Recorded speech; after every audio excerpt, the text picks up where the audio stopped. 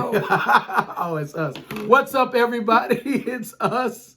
The Mayberrys are here. That's a demon. It is not. Shut up. Life with the Mayberrys, episode number 4. Number 4. Okay. 1, 2. Wait. 1, 2, just 3, leave it alone. 4. We are here, guys. Yes. And we are excited to share with you all this week. Thank you to everyone who's been watching, who's been supporting. We know this has been helping so many of you, and so we want to keep that going. So, as always, make sure you hit that subscribe button so that you can stay up to date with everything that we post, and be sure to share these episodes with family, with friends, anyone you believe can benefit from what we are discussing. So tonight, we want to talk a little bit about communication. We're going to talk about communication. We're going to talk about someone asked a great question on our YouTube, one of our videos. And so we want to answer that question here. I did respond to it in the comment section. It was an awesome question, but we definitely want to get back to it and respond to it again. So I want to get right into it. So we're talking about communication. We're talking about love languages, and how to love the right way. Sometimes we get it wrong, and we're not even perfect at it, but we want to help you guys get it the right way. All right, so we're going to get right to it. All right, so the question was, how does one support a same-sex attracted Christian? And I think it is a beautiful question. And she asked if we would give maybe 3 key points. And so I shared my 3, and I'm going to share them with you all. And I'm going to give my wife the opportunity to share her thoughts on it as well. So how does one support a same-sex attracted Christian? So here's my thought. Number 1, love unconditionally. Loving someone doesn't mean I have to accept or even agree with how they choose to live. It doesn't mean that my love for you is not dictated by how you choose to live your life. So I am choosing to love you unconditionally. I think one of the first mistakes we make is basing our love off of somebody else's actions, off of what somebody, and this is a hard pill to swallow for some, because you can say, well, if you treat me this way or do this to me, then that's going to dictate my love for you. And I want to offer that that is not the correct way to love someone. You love somebody even beyond their ability to treat you right, even beyond their ability to agree with you. And so loving somebody unconditionally means I don't have to agree with the way that you choose to live, but I still love you. So in any situation, you want to make sure that you are loving them unconditionally, and there's no way that they can question that love. I have a family member very close to me, very dear to my heart, who is openly gay, and I don't love him any differently. He knows that I love him. We talk about it. He knows what I stand for. He knows my values. He knows my testimony. He knows all of that about me, and still I love him the same. He loves me the same. We have an amazing relationship, and that is not going to change because of how he decides to live his life. So I think that's extremely important. You must love unconditionally. What do you think about that? No, I agree. I think you stole that from me, but I don't. No, you because slid that right on in. When we were talking, I said the biggest thing that happens is a lot of times we love people only if they are living by our definition of Christ-like. Oh yeah. And so live how I want you to live. Right. Live how I want you to live, and then you're qualified for me to love you, which is so wrong, and it really hurts the person in the long run, which really makes them feel more rejected. Because a lot of times, seeing an individual who's in any form of sin, at the root of it, there is rejection. And so you just add it to that layer of rejection that they're experiencing. So. Absolutely. Yeah, love them unconditionally. It's not based on, we can agree to disagree all day long, but it's not going to change my love for you. You can cuss me out. You can, scream and yell at me. You can do whatever you want to do. But at the end of the day, after we settle all of that, I'm still going to love you. So love them unconditionally. So my second thought on that is there's more to them than that same-sex attraction. That's good. So if you choose to be around them, you're going to have to find some other important things to focus on and talk about. God sees more than that one aspect of their life, and so should you.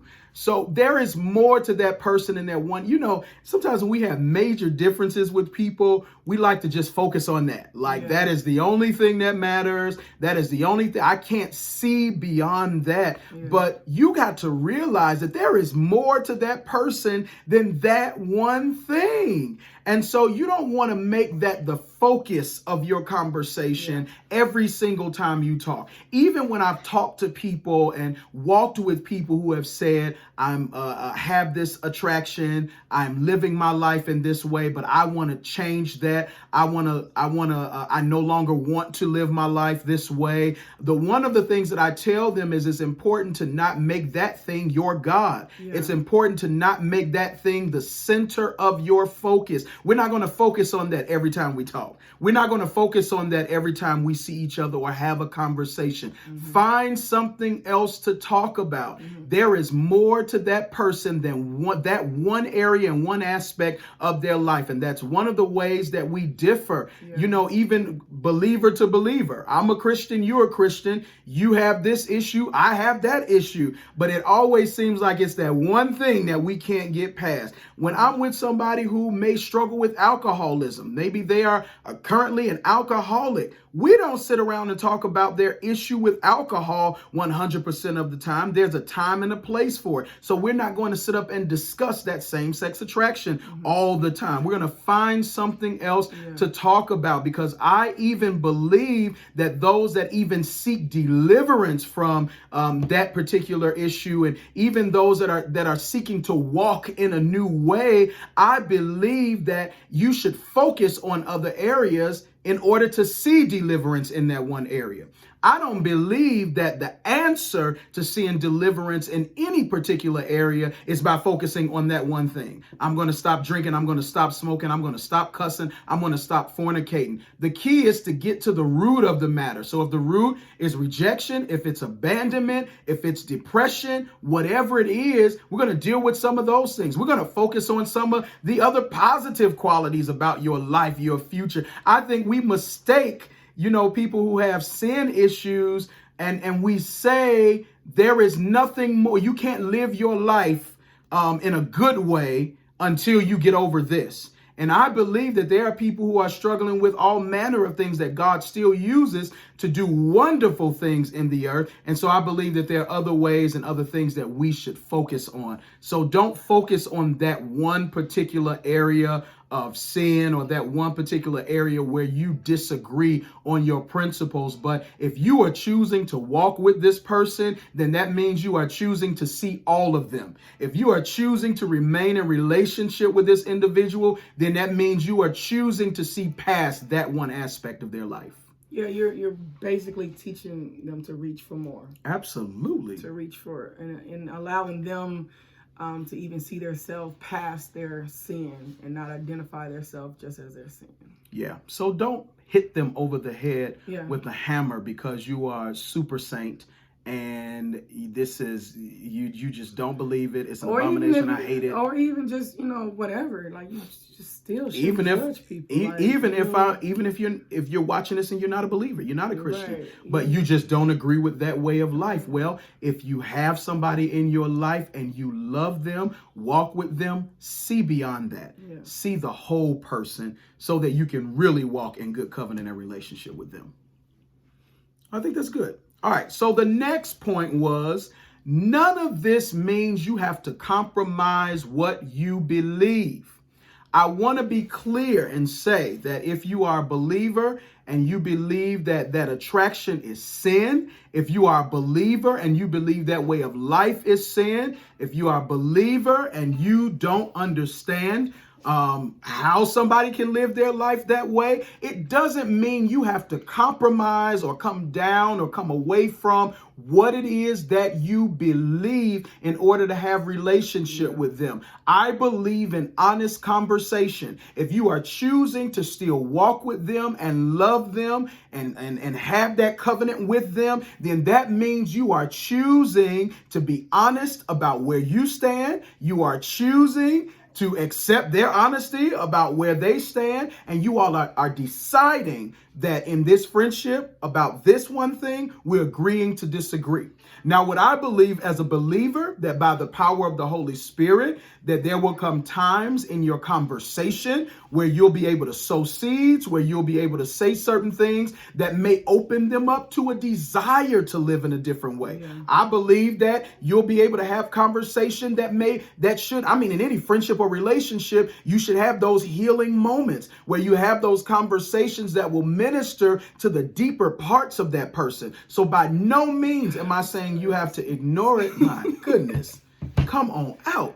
By no means am I saying you have to ignore it or compromise. But what I am saying is you should have honest conversation. I just think that's the downfall of so many relationships today. We don't have honest communication. We talk about it. Everybody talk about how bad they are and run up. I'm going to say this and say that and I'm real. But when it comes down to it, most of us don't know how to have honest conversation and define our relationships. So define that relationship. Define what that relationship is. We're going to walk together and we have these differences. Then what are we walking together to accomplish? Do we just have fun with one another? Do we push one another to be our best selves or the best version of ourselves? As my wife often says, are we uplifting one another? Are we pushing one another in other areas that God has called us to do? Am I committed to praying for you and you're committed to praying for me? You know, some of those concerns about even our lifestyle differences, take them to the Lord in prayer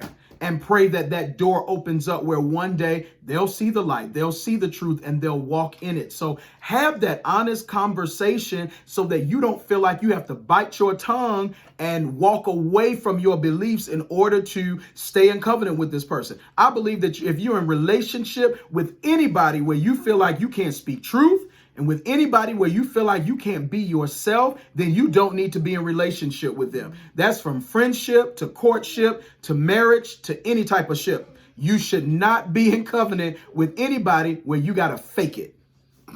You got to be yourself. What say ye, woman of God? I agree with everything. I'm sick of you.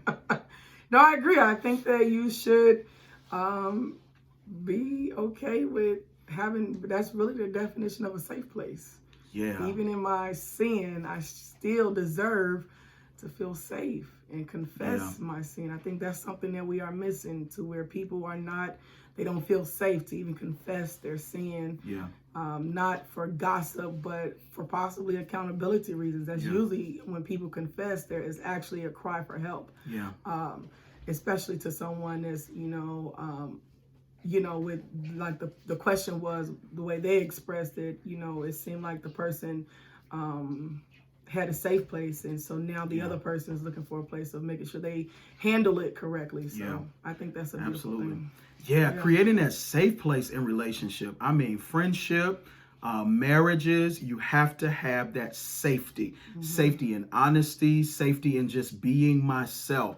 I need to be able to express myself. And it doesn't mean I have to agree with your expression. It doesn't mean that I have to hold your hand and come down to that low level with you, but it means I'm willing to listen. It means I'm willing to help you. I'm willing to offer honest feedback. I'm also willing to offer you my hand to pull you up to a place of safety. So definitely keep that open communication, keep that honest communication, and be that safe place. Remember, there is an area in your life where you need grace. There's an area in your life where you need somebody to listen to you. There's an area in your life where you need somebody to support you and connect with you. And you don't want to feel pushed away or judged because of one thing that may be wrong with you that may seem bigger to somebody else. Yeah, I agree. So, yeah, absolutely. We have some visitors on the Mayberry line today. This is Life with the Mayberrys. And this is Real Life with the Mayberrys. Hello, Zaya. Okay. Hello, Zion. Can you guys go to bed so that we can finish recording, please? Good night. Life with the Mayberrys. So keep that honest communication going. Keep that honest communication going. Make sure that the place feels safe. The relationship is authentic. Your communication is authentic. Everything that you do is authentic. So I think that takes us into our topic today, talking about, loving people the right way and being that safe place. And one of the things that we learn even over time in marriage is proper communication, how to communicate with one another, how to love one another, and even how to identify when love languages and things like that change. Yeah. I think that is something that is very important and valuable in any relationship, even in friendships. What was important to me 5 years ago is not important to me today, or what moved me 5 or 10 years ago doesn't move me today. So it's important to keep the lines of communication in any relationship open so that you are able to grow together. I think that's how people, we've been friends for 20, 30 years, or people who have been married for 30 and 40 and 50 years and still have love for one another because they explore and respect their spouse's differences over the years. And I think that is one of the lessons that we've come to learn over the years, is that things changed. What moved her doesn't move her anymore. And so we had to have and open up honest communication about that. Yeah, I agree. I think that giving each other space to grow is important with learning, communication and love language. Like giving, you don't put something in a box and just expect it to live in the box forever. Yeah. And so with giving each other space to grow was very important for us to channel how we should communicate, learning the new ways of communication, learning the new ways of how he communicates and how I communicate, and not take offense to it, but realizing that is the lane by which I speak. You said something very powerful, giving each other the space to grow. I think sometimes in friendships and marriages and any type of relationship, sometimes we do put each other in that box. Yeah. And I expect you to stay the same size, eat the same food, desire the same thing for the rest of your life. Yeah. And that's just not the case. And when you put somebody in that box, you never see them grow to their fullest potential. We have absolutely. We have a pet turtle. She may laugh at me for this. I hate it. I love my pet turtle. I hate that thing. His name is Speedy. He was a gift to us and our children when we moved into our new home. And one of the things that we had to learn about caring for that turtle. I was taking care of the turtle. Oh, you and I was taking care of that turtle. When you clean that turtle tank? I didn't clean the new tank, but you didn't clean the old one. Yes, I did. Because this is the reason why Baby, she done got on YouTube and lied. Because that turtle was stink. It had the boys' room. It did. Smelling like. But we got better with that. But the point is, if you keep that turtle in a smaller tank, it's going to stunt its growth. It's the turtle, and the growth of that turtle adapts to its environment. So if we want that turtle to grow and to thrive and to live a long life, we had to provide a larger space for it to grow and to move and to explore and to be. It is the same thing when it comes to marriage, when it comes to relationship. You have to give room for your spouse to grow and provide that space. Sometimes we get impatient when our spouses and our friends even are in that place where we're going through growing pains. Like we're going through times where we're learning different things about ourselves, where we, are liking different things. And so we become impatient with that process of growth, which I think discourages the other person from even stepping out and exploring it. Yeah, I think that's what really happens. That's exactly what happens when we are not patient with another individual's process, or what they're going through and how they're learning, the level they're learning. We put an expectation on them, and so when we put an expectation on them that they don't even realize is there, it's unfair, because we are holding them to a standard expectation, and they don't even know that this expectation exists.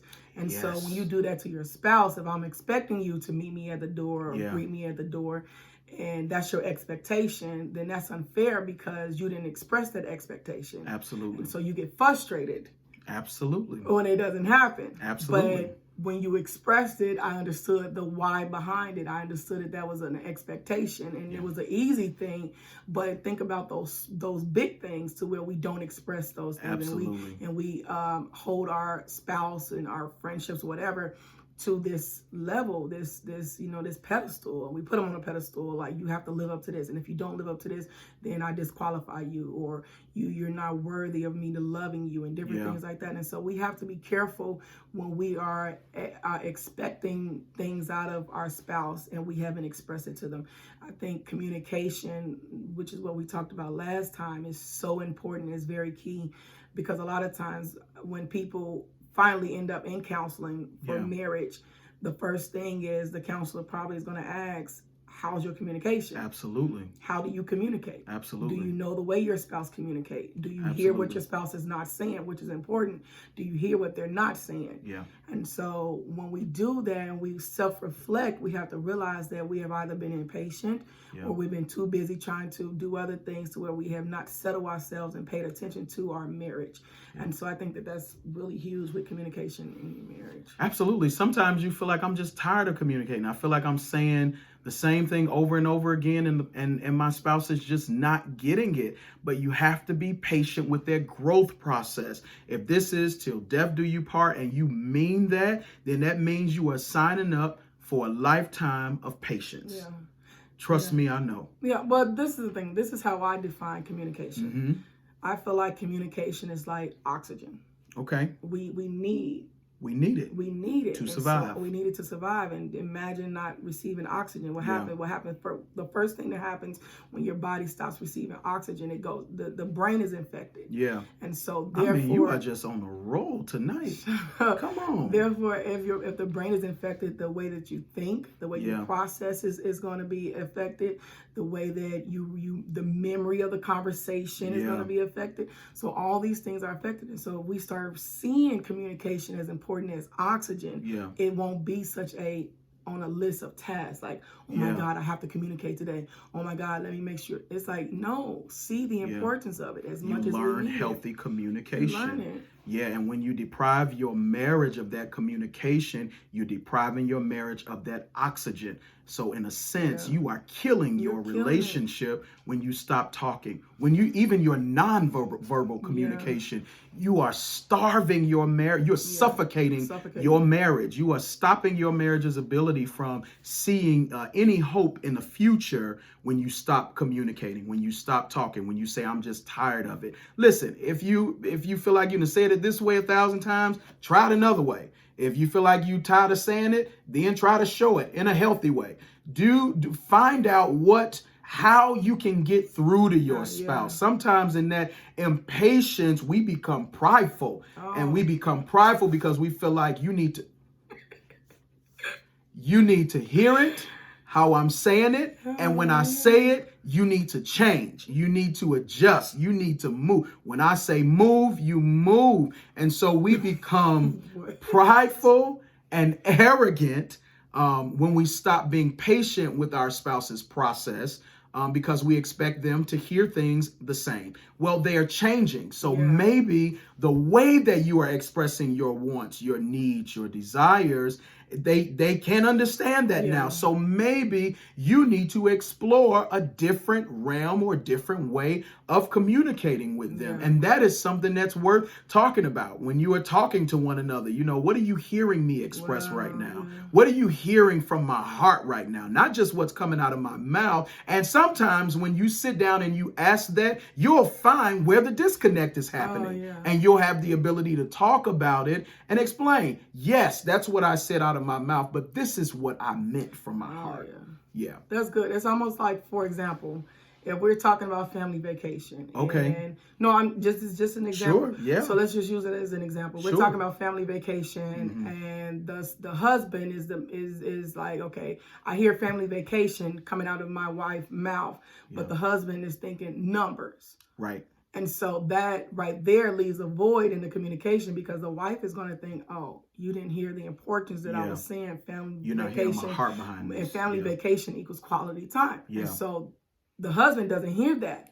But I think that that's just the way sometimes I think that's the way men are wired, in a sense. We're providers. We're and providers. So we don't automatically think with the emotional side of that. Right, I'm guilty of that. Right, we think emotionally. We think numbers. Right, and so I think, but that's important though. But I use it as an example to help couples realize that even if you, as a wife, I know what it means to say something, but I'm saying it from a place of emotion. Yeah. And then my husband responded in a place of providing it. And so my response is I have to make sure or bring ease to the conversation and make him and let him see the long term, how this is good, what this does, how this creates an environment and how it changes the narrative from us breaking poverty and different things like that. And so when you introduce new things to your husband, you can't get frustrated when they are not responding the way you want them to respond. But you leaving room for growth. I mean, that's something that I work on all the time. When she says we need to do this or I want to do that, sometimes the first place my mind goes is, okay, I start calculating. I got a mental calculator. Well, if we do this, then we need to do that, and then that's going to do that. And so in my mind, I am calculating what we need to do to get there. And sometimes that's not always appropriate to express in the moment. Sometimes I need to hear what she's saying so that I can understand what the importance of it. So if she's trying to communicate that we need more quality time as a family, then I need to take my time, hear that, take that in, and then go and start figuring out how I can make this happen. Not turning it into a complain fest where I'm like, well, that's too much. We can't do that. I don't know if that's going to be right. And like automatically tearing your spouse down because it's something that you can't understand or get or see, but taking the time to shut your mouth for a moment, hear what they're saying, take that in so that you can get the real heart behind it, and then go and make your plans. So it's being patient and leaving room for your spouse to grow in their communication and to change in the way that they express things. Yeah, I agree. Yeah. I think it's so important. I think, to me, I know that the communication in a lot of marriages is almost like a time sheet. Yeah. Like you just clock in. Like it's not seen as important as it should be. Yeah. Like it's not seen dating as each other. Oh my goodness! Like date nights is important, and people are saving, and I we definitely agree with that. But there should never be times to where you only go on a date once a month or spending quality time with your spouse. I don't agree with that, because I mean, you plan for stuff. You you make room for whatever is important to you. Yeah. And so you plan for stuff like that. If you want to make it happen, listen, date night on a budget. I mean, you ain't got to spend $1 million every time, but there really is no excuse for not spending time with one another. Absolutely. Yeah. So communication, it is the oxygen to your marriage. And without it, you will not survive. You're going to bring on life support. Excuse me? Oh, okay. Well, it's life support because you bring it. It is. And your marriage, and a marriage on life support is not, that's not a life worth living. No. That's not a marriage worth pursuing. That's not a marriage. You're not happy. Because eventually you're going to have to unplug. Like eventually that life support is not going to be enough to keep you growing and thriving. It's just keeping you existing. It's keeping us from saying we went to divorce court. That's like saying we're only in this for the kids now. Well, eventually those kids are going to leave. And once those kids leave, that's like unplugging that ventilator. And so now we have no way of living, no way of breathing, no way of existing, growing, thriving with one another. So you need to build your life full of oxygen and not on life support. I think that's important. Yeah, I think something else that's really good too to kind of help some of the couples is to really start talking about the future. I think the more you start talking about the future individually and then corporately as a family, it starts putting a drive in you, a desire to see more for your spouse, to see more for your family. And from there, it starts to create a plan. And then you continue to talk about it. You talk about it. You talk about it. And from there, it adds. It's almost like the the addition to Absolutely. the, communication and stuff. Absolutely. Communication. I love it. It's something that we're growing in, something that we're learning. We're learning one another daily, and we're learning Well, that's what marriage is. Well, yeah, it's a walk daily, and we're learning to have quick, honest conversations. Marriage is a university you'll never graduate from. Absolutely. Like you learn every day because, the person is changing. The person is evolving. The person is developing. So, absolutely. That's something that's going to always be there. It is absolutely positively important.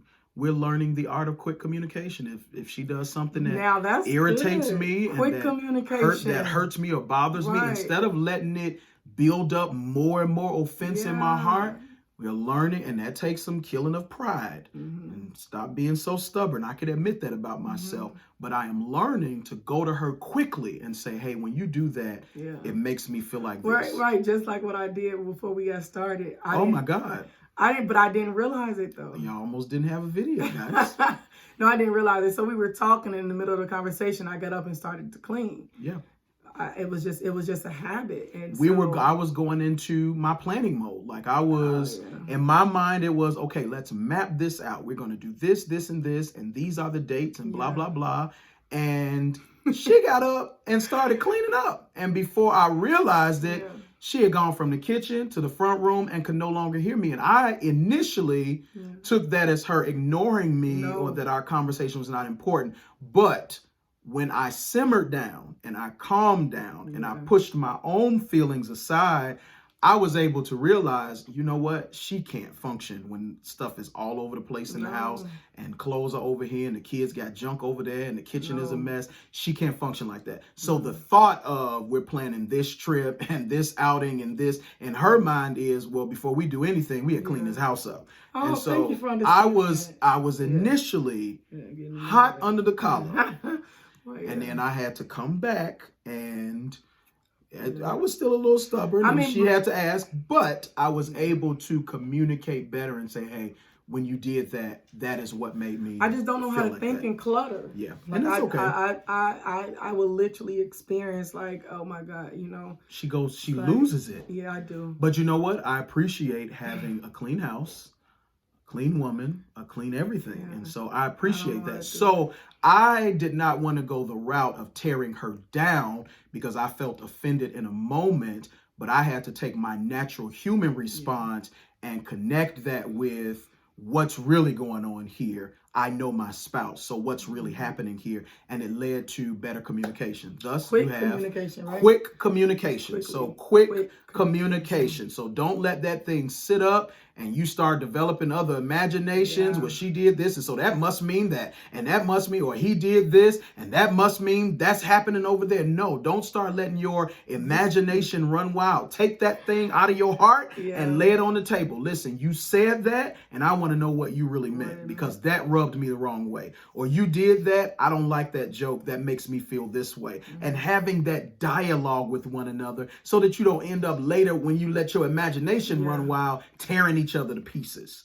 So the art of quick communication. Don't let it fester. Let's talk about this. If it's appropriate, let's talk about this now. After you've let your heart settle for a moment, after you've let that wrath calm down, now let's really express what's going on here. So thus you have episode 4 of Life with the Mayberrys. This is good. This is a good conversation. We make each other better. We're learning to work well together. Yeah, I'm becoming very patient with you. And so am I. Life with the Mayberrys requires it. Oh, yeah. All right. So thank you guys for tuning in to another episode of Life with the Mayberrys. We appreciate you. Take the journey with us. Listen, ask questions. Nothing is off limits. You can ask away. If it's something that we're not going to answer, we'll just say we're not going to answer that.